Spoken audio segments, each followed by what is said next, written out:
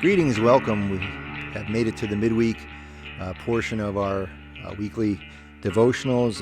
On this Wednesday, we're looking at, on cue, the chimes of the church start ringing. We forget to turn the chimes off every time we're filming these devotionals, but maybe it'll bring some ambiance and have a nice feel for you as you're watching this devotional, as we look at a passage in Paul's first letter to the Corinthians. You know, one of the things that I've noticed that candidates for presidential elections often do is they ask this question: are you better off than you were 4 years ago? Are you and your family, is your condition better off? Are you more prosperous? Are you better off than you were 4 years ago? Now, you notice they never seem to ask the question, is the world at large better off? Is your community better off? They just ask, are you better off? And I think, that kind of indicates that in our society we can be very self-absorbed. We care a lot about ourselves, our own little circle of friends and family, and we care much more about our close circle of friends and family than we do others who exist outside that circle of family and friends. And one thing I've noticed also in our society is that folks who have a certain level of prosperity and privilege and power don't want to let go of it. They don't want to share with others who are less fortunate.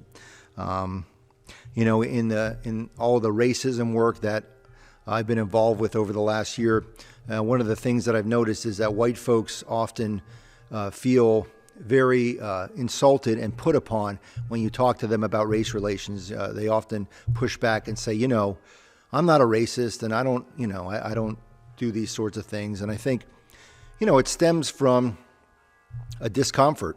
White folks have been in a place of privilege for a long time in this country, and most white folks don't want to let go of that power and that privilege. And, certainly that applies, I think, to more than just race relations. In all aspects of life, we don't like to let go of the things that we have. And I think certainly that was a challenge with Paul's message to the church in Corinth. In the history books, you'll read that the city of Corinth, it was a pretty prosperous city in the Greco-Roman world. There was an abundance of food and drink, a lot of choices for entertainment, a lot of culture. It was a pretty well-to-do, affluent sort of city.